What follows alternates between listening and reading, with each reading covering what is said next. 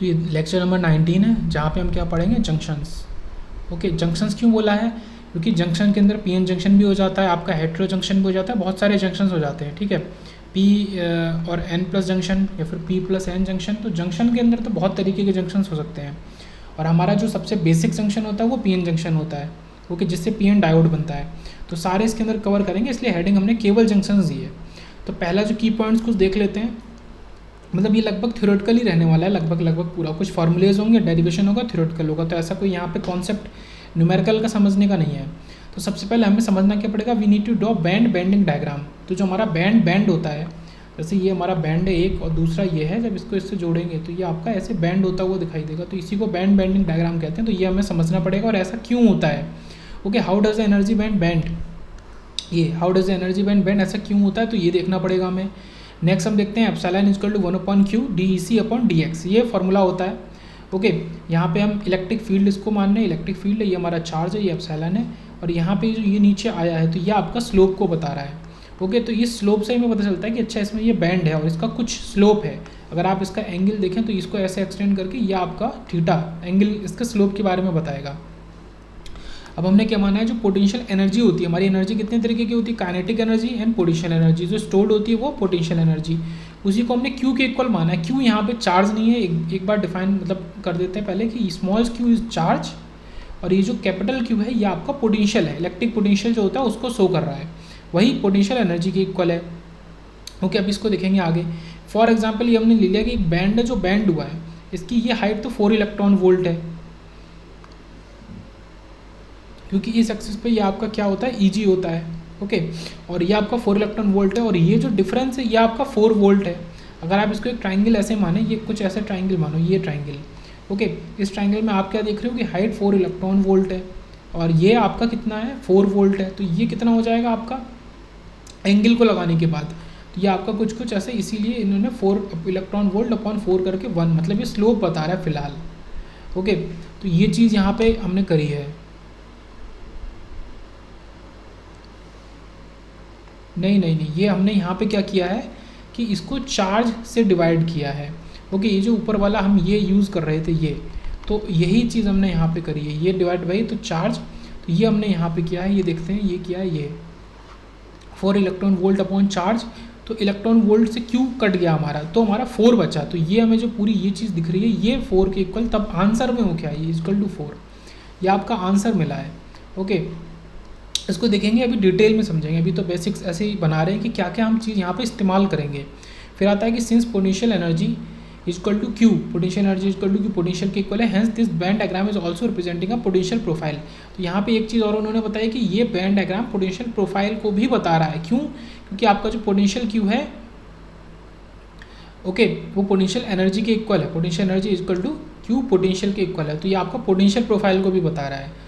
और उसके बाद we know electric field intensity का फॉर्मूला हमने ये जस्ट अभी ऊपर देखा ही था, same epsilon equal to 1/q dEc/dx।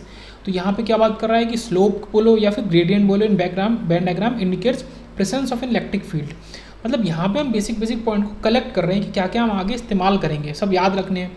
ये पोटेंशियल प्रोफाइल को बताता है, ये बताता है कि इसके अंदर इलेक्ट्रिक फील्ड का प्रेजेंस है, इस फॉर्मूले से पता चलता है। ओके, ये फॉर्मूला जो है dEc/dx, इससे पता चलता है कि स्लोप और ग्रेडियंट की वजह से हमें ये पता चल रहा है, वो इंडिकेट कर रहे हैं कि इसमें इलेक्ट्रिक फील्ड का प्रेजेंस है, और ये पोटेंशियल प्रोफाइल को भी शो कर रहा है आपका बैंड बेंडिंग डायग्राम।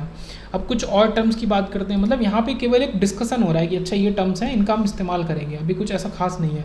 फिर आता है हमारा work function. Okay, work function आपका क्या है, तो ये हमने बैंड बनाया, ठीक है, बैंड डायग्राम बनाया, इसमें डिफरेंट चीज़ें हैं। आपका बिल्कुल मिडिल में EI है। आपका अगर एन टाइप की बात कर रहे हैं तो आपका EF जो होता है फर्मी लेवल, वो EI के ऊपर होता है, कंडक्शन बैंड के पास होता है, और आपका वैलेंस बैंड नीचे है। ओके, ये वैलेंस बैंड की टॉप मोस्ट लेवल को बोलते हैं। एक्चुअल में आपका क्या होता है, जैसे ये बनाया हमने, तो ये EV, ये क्या होगा EV, ये वैलेंस, ये पूरा वैलेंस बैंड है, वैलेंस बैंड की टॉप मोस्ट लेवल को EV बोलते हैं। इसी तरीके से ये पूरा कंडक्शन बैंड है ऊपर वाला, और इसकी बॉटम मोस्ट लेवल को इसी बोलते हैं। और इन्हीं के बिल्कुल मिडिल में आपका EI होता है, और EF आपका डिपेंड करता है कि आप किस तरीके के उसको यूज़ कर रहे हैं। फॉर इंट्रिंसिक EF EI के इक्वल होता है, और फॉर एन टाइप आपका EF जो होता है वो यहाँ होता है, ये कुछ इस जगह, और फॉर पी टाइप की बात करें तो पी टाइप के लिए आपका ईवी के पास होता है EF। ओके, ये EF है और ये भी EF है, तो ये चीज़ है यहाँ पे। अब हमने क्या किया है, ये तो आपका नॉर्मल बैंड डायग्राम है ये, ठीक है, ये EV है बैलेंस बैंड का टॉप मोस्ट लेवल, ये EC है, ये EC है, ये कंडक्शन बैंड का बॉटम मोस्ट लेवल है। अब इसी के ऊपर हमने कहीं पे माना कि ई वैक्यूम लेवल है, जो वैक्यूम का एनर्जी बैंड है, एनर्जी गैप, उसका लेवल कुछ ये है, तो उसका लेवल EF, आपका जो EF होगा Fermi energy level N type के लिए और ये पी टाइप के लिए, उससे कितना ऊपर होगा। तो आपका यहाँ पे हमने वर्क फंक्शन को डिफाइन किया है कि जो डिफरेंस होता है ई वैक्यूम और EF के बीच में, ये क्या है, ये डिफरेंस है, ई वैक्यूम कितना ऊपर है EF से, ये हमें ये बता रहा है। वही आपका equal to Q into phi S के इक्वल होता है, और ये फाई एस ही आपका क्या होता है, work function of the semiconductor होता है। तो यही आपका work function of the semiconductor है, Q into phi S, Q into phi S. Okay, ये work function of the semiconductor है। सिमिलरली फॉर अगर हम मेटल की बात करते हैं, ठीक है, जैसे एन टाइप ऐसे पी टाइप भी बना सकते हो आप। पी टाइप में ये थोड़ा ज़्यादा बड़ा होगा, क्यों, पी टाइप में आपका कहीं ना कहीं EG यहाँ होगा, ये EG का लेवल होगा, EF का लेवल होगा, ये ई वैक्यूम है, तो ये Q इंटू फाई एस थोड़ा बड़ा होगा पी टाइप के लिए, ये एन टाइप के लिए था। अगर मेटल लें हम, तो मेटल में क्या होता है कि मेटल में भी सेम चीज़ होती है, बट वहाँ पे बाकी EC भी नहीं होते, केवल EF होता है, ये EF है और ये ई वैक्यूम है। तो EF और ई वैक्यूम के बीच में जो पूरा डिस्टेंस होती है, जो डिफरेंस होता है दोनों का, उसी को वर्क फंक्शन कहते हैं। तो यहाँ पे क्योंकि मेटल का वर्क फंक्शन है, इसलिए हम उसको क्या लिख रहे हैं, Q इंटू फाई एम, और सेमीकंडक्टर का Q इंटू फाई एस। तो इनका जो ये अंतर है, ये आपको याद रखना है कि ये Q इंटू फाई एम है, ये Q इंटू फाई एस है, ये सेमीकंडक्टर के लिए है, दूसरा मेटल के लिए है। ओके, अब एक चीज़ तो हमने वर्क फंक्शन को डिफाइन किया कि वर्क फंक्शन क्या होता है, उसको देखा। अब हम देखते हैं इलेक्ट्रॉन एफिनिटी को, सबकी अलग अलग डेफिनेशन है, इसको फिर बैक करके रिवाइज करके भी देख लेंगे। तो ई वैक्यूम हमने यहाँ पे भी डिफाइन किया, बट यहाँ पे इलेक्ट्रॉन एफिनिटी क्या होता है कि ई वैक्यूम और जो टॉप मोस्ट एनर्जी लेवल है उसका difference, top most energy level हमेशा क्या होगा, आपका EC होगा। ओके, EC होगा आपका, और EF तो हमेशा उसके नीचे रहता है, और फिर EV और EI तो नीचे रहते ही हैं। अब वो अलग बात है, डी जनरेट की अगर बात करो, जो कि हमने पीछे भी पढ़ा भी था, डी जनरेट की, या फिर जो बहुत हाईली डोप्ड है, उसमें आपका EF जो है वो EC के भी ऊपर निकल जाता है, तो उसकी बात फिलहाल हम नहीं कर रहे हैं। तो नॉर्मल केस की बात कर रहे हैं, ये P type N type semiconductor कुछ भी हो सकता है। ओके, जैसे एन टाइप है, एन टाइप उन्होंने स्पेसिफिक बोल दिया, तो EF क्या होगा, वो EC के थोड़ा नीचे ही होगा, बस इससे ये फ़र्क पड़ा, उससे हमारा इलेक्ट्रॉन एफिनिटी में फ़र्क नहीं पड़ा। इलेक्ट्रॉन एफिनिटी जैसे मैंने बताया EC और ई वैक्यूम, ठीक है, ई वैक्यूम और टॉप मोस्ट एनर्जी लेवल जो EC, उसके बीच का डिफरेंस जो होता है उसको इलेक्ट्रॉन एफिनिटी बोलते हैं। तो ये इलेक्ट्रॉन एफिनिटी किसकी हो गई, सेमीकंडक्टर की हो गई। ये आपका क्या होगा, Q इंटू और ये XS, ये साई एस, साई या जाई जो भी बोलते हैं इसको, काई एस, इसको ऐसे लिखते हैं काई। ओके, तो ये इसके इक्वल हो गया, तो ये आपका इलेक्ट्रॉन एफिनिटी आया। और आगे देखते हैं, under the condition of thermal equilibrium, ठीक है, थर्मल इक्विलिब्रियम की कंडीशन में, इक्विलिब्रियम बोले या थर्मल इक्विलिब्रियम बोले, फर्मी लेवल्स अलाइन, इसका क्या मतलब है कि फर्मी लेवल्स अलाइन कर जाता है। अब इसको देखेंगे इसका क्या मतलब है, ये काफ़ी इंपॉर्टेंट आपका स्टेटमेंट है कि under the condition of thermal equilibrium आपका फर्मी लेवल जो होता है वो अलाइन कर जाता है। और पहले चलो इसी पॉइंट को देख लेते हैं, फर्मी लेवल अलाइन करने का मतलब क्या है कि एक एग्जांपल से समझो। फॉर एग्जांपल ये दो बकेट है, बकेट 1 और बकेट 2, हमने इनको क्या किया, इनमें अलग अलग लेवल का पानी है। मान लो इसमें EF1 लेवल का पानी है, उस पानी की लेवल इतनी ऊंची है, और इसमें EF2 लेवल की ऊंची। हमने इनको इस तरीके से ऐसे जोड़ दिया, ये जो एरो दिखा रहा है इनको जोड़ दिया। मान लो कि ये दोनों यहाँ पे ओपन हो गया, जहाँ येलो वाला ये मार्किंग है, यहाँ ये पूरा इनका साइड ओपन हो गया, जैसे इन्हें जोड़ा और ओपन कर दिया। जैसे मान लो कि आपका बकेट है और यहाँ पे हमने एक वो लगा रखा है, जैसे ये पकड़ने का हैंडल है, ये मेटल का लगा रखा है, तो ये बकेट में पानी यहाँ से बाहर जा सकता है, पर जब तक इसको ऊपर नहीं खींचेंगे, ये पानी यहाँ पे रुका हुआ है। हम जब जोड़ देंगे दोनों बकेट को और इसको ऊपर खींच देंगे, तो ये बीच का मीडियम आपका चला जाएगा, तो पानी इधर से उधर जा सकता है। तो यही चीज़ समझो, अगर पानी इधर से उधर जा सकता है तो पानी कब तक जाएगा, जब तक दोनों बकेट को मिलाने के बाद, जैसे ये दोनों बकेट मिला दी, ओवरऑल लेवल पानी का इक्वल ना हो जाए, तो इसी को फर्मी लेवल अलाइनमेंट बोलते हैं। मान लो ये दोनों बकेट का बीच का मीडियम था, जिसको हमने ऊपर खींच के निकाल दिया था। ओके, तो पानी एक लेवल में आ गया, EF जो फाइनल EF आया वो EF1 इक्वल टू EF2 के इक्वल आ गया, मतलब EF1 और EF2 इक्वल हो गए। जबकि अभी यहाँ पे क्या है, इस केस में क्या है कि EF1 ग्रेटर देन है EF2 के, काफ़ी ग्रेटर है, अब ये इक्वल हो गए। तो ये इक्वल होने को ही हमने फर्मी लेवल अलाइनमेंट बोला, alignment of Fermi energy level या फिर फर्मी लेवल अलाइन। ये कहाँ होता है, थर्मल इक्विलिब्रियम में होता है। तो इस केस में दोनों बाल्टी को एक साथ जोड़ना ही एक्चुअल में क्या है, थर्मल इक्विलिब्रियम अटेन करना है।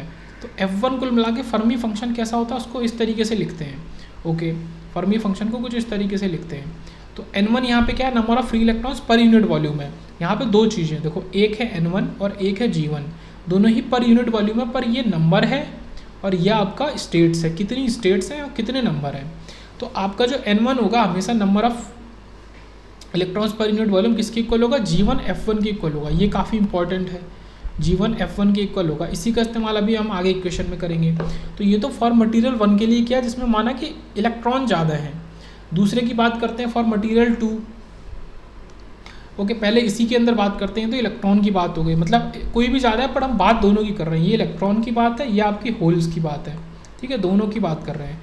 तो यहाँ पे क्या किया है कि P1 को माना है number of holes per unit volume, बाकी G1 और F1 तो वही रहेंगे, number of states per unit volume और फर्मी फंक्शन। तो यहाँ पे जो P1 होगा वो किसके इक्वल होगा, G1 और 1 माइनस F1 के इक्वल। तो कुल मिला के आप ये समझो कि ये कुल मिला के आप प्रोबेबिलिटी बता रहे हो, लगभग इसको प्रोबेबिलिटी मान सकते हो कि F1 प्रोबेबिलिटी है उसके मौजूद होने की। तो F1 को फर्मी फंक्शन बोलो, प्रोबेबिलिटी बोलो। तो जब F1 प्रोबेबिलिटी इलेक्ट्रॉन के होने की है तो होल के होने की क्या हो गई, 1 माइनस F1। तो इसी वजह से इसको 1 माइनस F1 से मल्टीप्लाई किया, G1 वही रहेगा।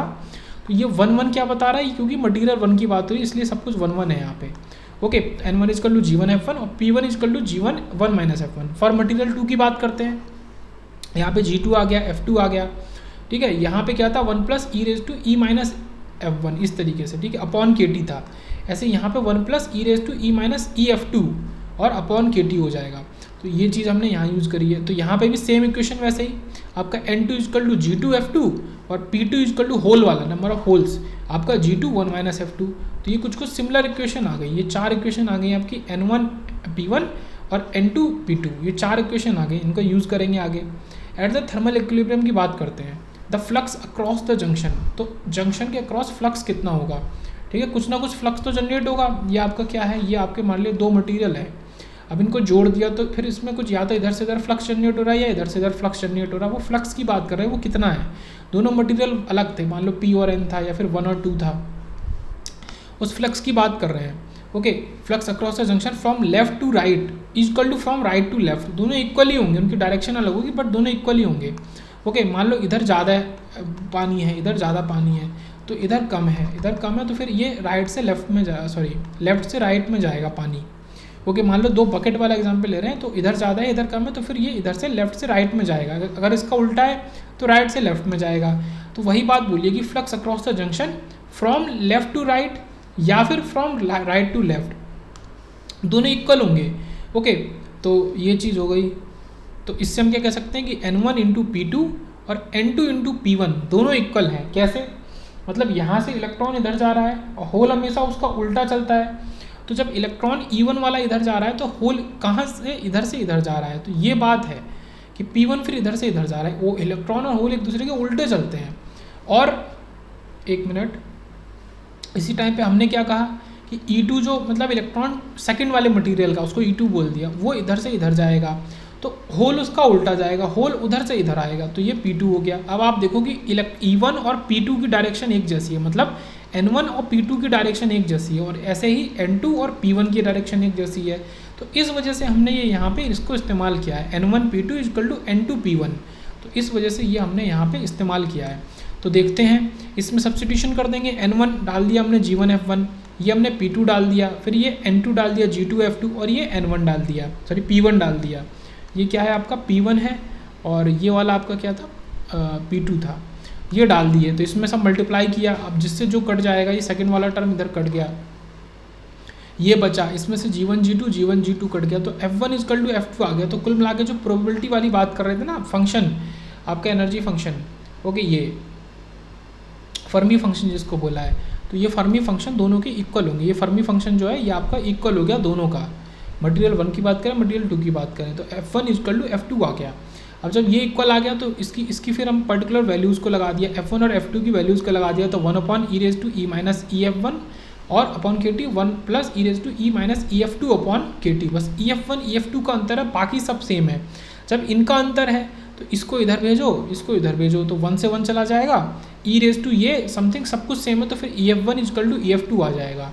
तो फर्मी लेवल्स अलाइन, तो ये प्रूव है, ये प्रूफ है एक तरीके का कि आपका फर्मी लेवल्स अलाइन कर चुकी हैं। अगर आपने क्या यूज़ किया था, थर्मल इक्विलिब्रियम यूज़ किया था, तो ये विद प्रूफ भी बता दिया कि ऐसा हो रहा है। ओके, और ऐसा क्यों हो रहा है वो हमने एग्जाम्पल से समझा कि अगर आप दो बकेट हैं उनको जोड़ देते हो और उनका बीच का मीडियम खोल देते हो, एक में पानी ज़्यादा है, एक में पानी ये है, और एक में पानी ये कम है, तो ऑब्वियस ही बात है कि बाद में आपका जो पानी है वो इक्वल हो जाएगा, लगभग इधर से कुछ इधर चला जाएगा और इधर भर जाएगा, तो ये आपका इक्वल लेवल का पानी हो जाएगा दोनों में। तो ये रीज़न है कि क्यों ऐसा हो रहा है। उसके बाद देखते हैं, ये कुछ उस तरीके से ही दिखाया हुआ है कि ये आपका क्या है, देखो ये Q∅P है और Q∅N है, ये क्या है, work function of the semiconductor है, बट क्योंकि ये P टाइप का है, ये P टाइप का मेटल है, सेमीकंडक्टर है, इस वजह से इसको Q∅P बोल दिया है, और यह आपका क्या है, N टाइप का, इसलिए Q∅N बोल दिया। तो वर्क फंक्शन हमने क्या सीखा था, EF और E वैक्यूम के बीच में, तो कुल मिला के ये जो लेवल है ये आपका E वैक्यूम होगा, ये वर्क फंक्शन है आपका सेमीकंडक्टर का, तो ये पूरा वर्क फंक्शन है पूरा, ऐसे ये पूरा वर्क फंक्शन है। अब ये दोनों अलाइन हो जाएंगे, तो ये EF जो दोनों का अलग अलग EF है, इसको अलाइन होना पड़ेगा, मतलब हम ये मान रहे हैं कि इनको हम इस तरीके से जोड़ रहे हैं, इधर एक साथ ला रहे हैं। ओके, तो इनको जोड़ रहे हैं, P टाइप है और N टाइप है, तो ये वही चीज़ दिखा रहा है कि इधर आपका इलेक्ट्रॉन ज़्यादा हैं, ये इलेक्ट्रॉन आपका ज़्यादा हैं, तो ये जब इलेक्ट्रॉन ज़्यादा है आपका, तो इलेक्ट्रॉन फ्लो होगा इस तरीके से यहाँ, और दोनों एक लेवल का हो जाएगा, तो आपका EF और EF जो अलग अलग है ये दोनों एक लेवल में आ जाएंगे, ठीक है। और ये आपको क्या दिखा देगा, देखो ये बैंडिंग दिखा रहा है कि बैंड हो रहा है, तो ये चीज़ हो गई, इसको हटा देता हूँ, ये बैंड होता दिखा रहा है, कुछ ऐसा ही आपका बैंडिंग निकलेगा बाद में। तो ये आपका इलेक्ट्रॉन फ्लो हो रहा है क्योंकि दोनों का वर्क फंक्शन अलग अलग है। तो कुल मिला के हम ये भी कह सकते हैं कि जो फाइनल आपका बनेगा जंक्शन, तो दोनों का EF एक लेवल होगा, जब EF और एक लेवल होगा तो EF और E वैक्यूम के बीच में क्या होता है आपका वर्क फंक्शन। तो कुल मिला के हम दोनों के वर्क फंक्शन को एक जैसा कर रहे हैं, एक लेवल का कर रहे हैं। तो ये यहाँ पे समझने वाली बात थी। फिर कुछ थ्योरी की बात देख लेते हैं। When two materials are joint then the electron will flow from materials having higher Fermi energy level to the material having lower Fermi level. तो हायर वाले से लोअर की तरफ इलेक्ट्रॉन जाएंगे। Such that electron flow from material having lower work function, ठीक है, to the material having higher work function. तो ये वर्क फंक्शन के रेस्पेक्ट में अगर बात करें तो ये उल्टा हो जा रहा है।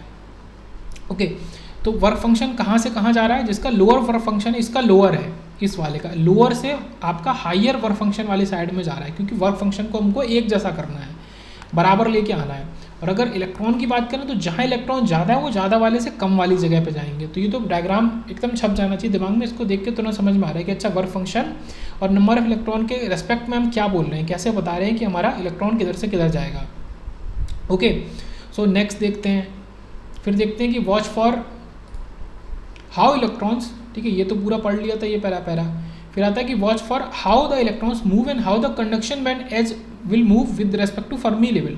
तो पहले तो आप ये देखो कि इलेक्ट्रॉन कैसे मूव कर रहे हैं, दूसरा कि कंडक्शन बैंड का जो एज है वो कैसे will move with respect to Fermi level, कैसे मूव कर रहा है to accommodate new electron concentration.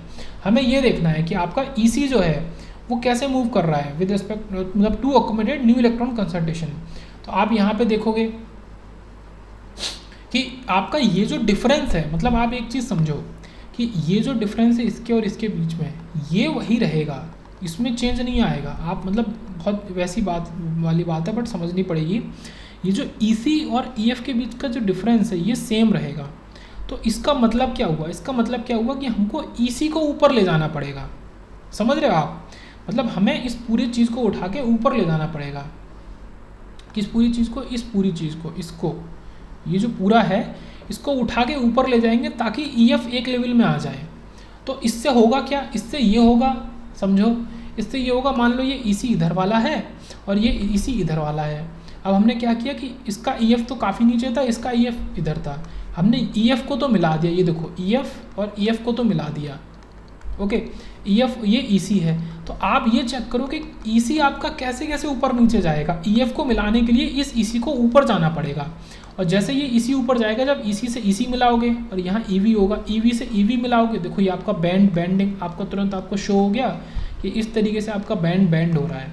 मतलब यहाँ पे लॉजिक समझो, आपको ईसी और ईएफ, ये जो मैंने मार्क किया ईसी और ईएफ के बीच का जो हाइट का डिफरेंस है वो सेम ही रखना है, उसको नहीं बदलोगे आप पूरे उसको ऊपर इस वाले ये इस मटेरियल के बैंड को, ये जो पूरे मटेरियल का बैंड है पूरा, ये इसी को ऊपर उठा के ले जाओगे।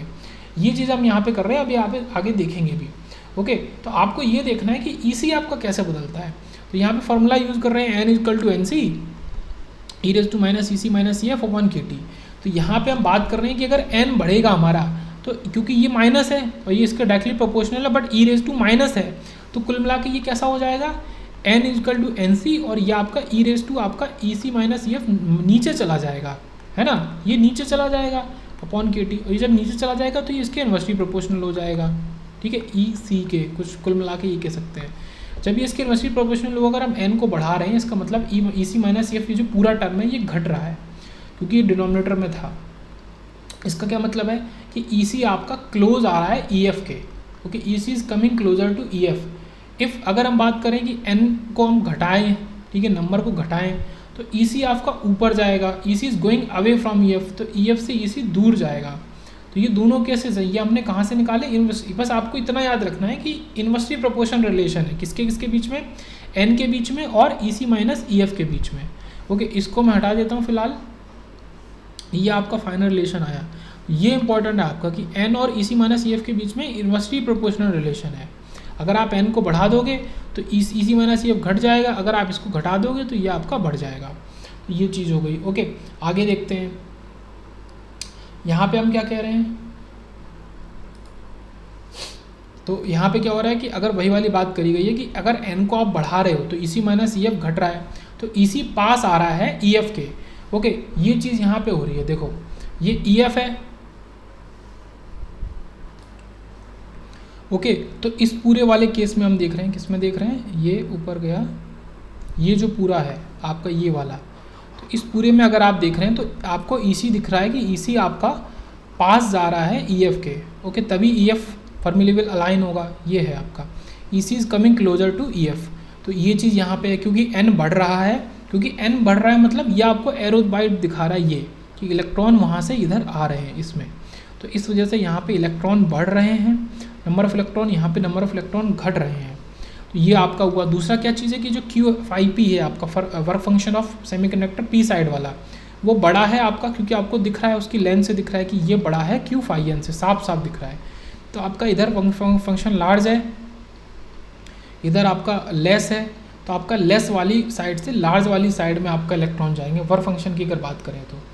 दूसरा केस क्या है कि ये वाला जो आपका पूरा ये है, ये हमने मार्क किया है ऐसे करके, अगर आप इस साइड में देखो तो आपका जो EC है वो क्लोज आ रहा है EF के, ओके सॉरी दूर जा रहा है EF के, तभी EF और EF दूसरे वाले EF से अलाइन होगा। N=NC ये पूरा फार्मूला, अगर N को आप घटा रहे हो तो आपका EC माइनस EF बढ़ रहा है क्योंकि इनवर्स प्रोपोर्शनल रिलेशन है। इसका क्या मतलब है, EC is going away from EF, तो यहाँ पे जो EC और EF है ये एक दूसरे से दूर जा रहे हैं, तभी आपका फर्मी लेवल अलाइन होगा। तो ये बात यहाँ पे हो गई। तो ये डायग्राम एक हमने समझा कि ये क्या कह रहा है। उसके बाद आगे देखते हैं कि 4 point far from the junction nothing, ठीक है, इंटरेस्टिंग हैपेंस। एक यहाँ पे छोटी सी बात है, बहुत इंपॉर्टेंट नहीं है बट ठीक है, आपका जंक्शन से दूर ऐसा कुछ भी खास नहीं होगा। आप ये समझो यहाँ पे कि ये आपका जंक्शन है, जो भी चीज़ हो रही है, देखो ये आपने ये ऐसे बनाया और ये बनाया, मतलब जो भी चीज़ हो रही है इनके इधर बीच में ही हो रही है। अगर हम इस साइड देखें या इस साइड देखें, या हम इस तरीके से यहाँ बनाते हैं जैसे हमने यही बनाया था। आप अगर इसमें देखो ये दो बकेट हैं, बकेट 1 और बकेट 2, तो बकेट के बाहरी साइड में इस तरफ कुछ भी नहीं हो रहा है, ओके। आपका जो भी हो रहा है वो जहाँ पे जंक्शन है, दोनों बकेट मिल रही हैं, ठीक है, बीच के साइड में ही आपका पानी ऊपर नीचे जा रहा है। तो आपको ये याद रखना है कि जंक्शन को पढ़ते हुए, पीएन जंक्शन को पढ़ते हुए आपको केवल उस जंक्शन पे ध्यान देना है जहाँ पे दोनों आपके अलग मटेरियल आके मिल रहे हैं और बाकी जगह कुछ भी नहीं हो रहा है। दूसरा, सॉल्व गॉस लॉ या फिर पॉइसन्स इक्वेशन, ये देखेंगे अभी ये कहाँ से आती है, okay. To obtain electric field and potential profile, potential profile और इलेक्ट्रिक फील्ड जो हमने सबसे शुरू में देखा था, क्योंकि इसमें Q जो पोटेंशियल एनर्जी थी या फिर पोटेंशियल था वो आपका इससे रिलेटेड होता है, तो इसकी वजह से ये हमें पोटेंशियल प्रोफाइल भी देता है। क्या चीज़, बेंडिंग डायग्राम, BBD, ओके। और दूसरा, यह आपका इलेक्ट्रिक फील्ड की वैल्यू को भी बताता है, जो हमने स्लोप वाले उसमें देखा था कि dE/dx इस तरीके से, तो ε=1/q इस तरीके से। तो ये दोनों चीज़ ही हमें बताएगा। तो इसके लिए क्या करना है, हमें गॉस लॉ लगाना है, उसको सॉल्व करना है, पॉइसन इक्वेशन निकालनी है। तो अब गॉस लॉ की बात करते हैं। तो पॉइसन इक्वेशन जो है वो क्या है एक्चुअल में, अभी सॉल्व करेंगे। Differential form of Gauss law है ये। गॉस लॉ उसका डिफरेंशियल फॉर्म कैसा है, d/dx = ρv/ε।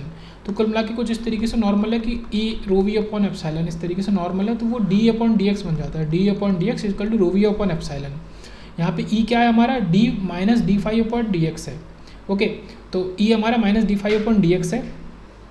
आपका फाई क्या है, पोटेंशियल है, ठीक है। ये कहाँ से निकला है, आपको सबको पता होना चाहिए कि V = ED, वेद, ये फॉर्मूला होता है पोटेंशियल और एनर्जी इलेक्ट्रिक फील्ड का।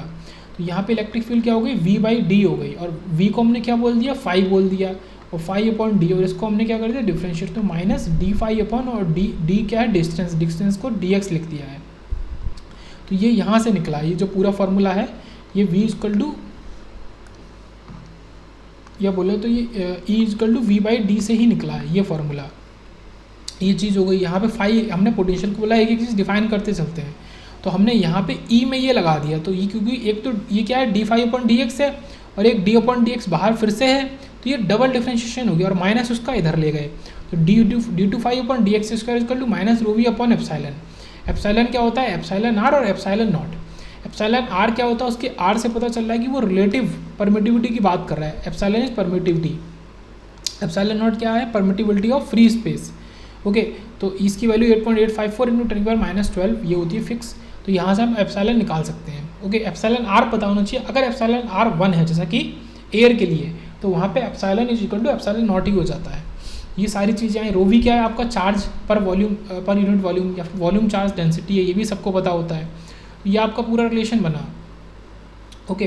d/dx² ये आपका इलेक्ट्रिक फील्ड की प्रोफाइल थी, और यह आपका पोटेंशियल की प्रोफाइल है, ठीक है। Double differentiation of potential with respect to x = -ρv/ε, और एप्सिलॉन, और आपका E जो है वो केवल ρv/ε के इक्वल ही है, ओके। बस माइनस आपका अलग से आ जाता है, वो डबल डिफरेंशिएशन बन जाता है। दूसरी चीज़, अब यहीं पे बात यहाँ पे कह रही है, ये डिनोट करिए कि इस जगह अगर बात करें बाहरी साइड में तो नथिंग इंटरेस्टिंग हैपेंस हियर। ऊपर जो पॉइंट नंबर 4 था वो यही कह रहा था कि यहाँ पे कुछ भी इंटरेस्टिंग नहीं होगा। ऐसे इस बाहरी साइड में भी कोई इंटरेस्टिंग चीज़ नहीं हो रही। जो आपका हो रहा है वो बीच में हो रहा है, जहाँ पे आपके दोनों मिले। इलेक्ट्रॉन का फ्लो देखो, ये EC इधर है, ये सॉरी EF इधर है, EF इधर है, ये EF को जोड़ दोगे कुछ ऐसा हो जाएगा। अच्छा, तो एक्चुअल में क्या होता है, EF को तो हमें लेवल का ही रखना पड़ता है, हमें EC को ऊपर नीचे करना पड़ता है। ओके, तो कुल मिला के इधर वाला EC अगर यहाँ पे है तो इधर वाला EC या ये ऊपर जाएगा तो ये कुछ ऐसे हो जाएगा, ये EC और इधर वाला EC ऊपर चला गया। तो वो अभी देखेंगे बैंड बेंडिंग डायग्राम। तो कुल मिला के ये चीज़ यहाँ पे हो रही है। तो इसी जगह हमने साथ में और क्या क्या दिखा दिया, जैसे ये E वैक्यूम है तो इलेक्ट्रॉन एफिनिटी हमने शो करी है जो कि ये Q/s है। तो ये आपका ये तो इक्वल ही होगी हमेशा EC जो टॉप मोस्ट लेवल है उसका और E वैक्यूम के बीच का जो डिफरेंस है वो आपका इलेक्ट्रॉन एफिनिटी है। But work function of the semiconductor ये Q/φp और Q/φn, ये φn है और ये φp, ये आपका बदल जाएगा, ये कम ज़्यादा है। तो ये फिर से हमने सारी चीज़ को एक जगह दिखाने की कोशिश करी है इसी डायग्राम में। ओके, आगे देखते हैं यहाँ पे हम क्या कर रहे हैं। अब हम पहली बार पढ़ेंगे बैंड बेंडिंग, जिसको हम नेक्स्ट लेक्चर जिसको हम बोल देंगे लेक्चर नंबर 19B। तो वहाँ से स्टार्ट करेंगे।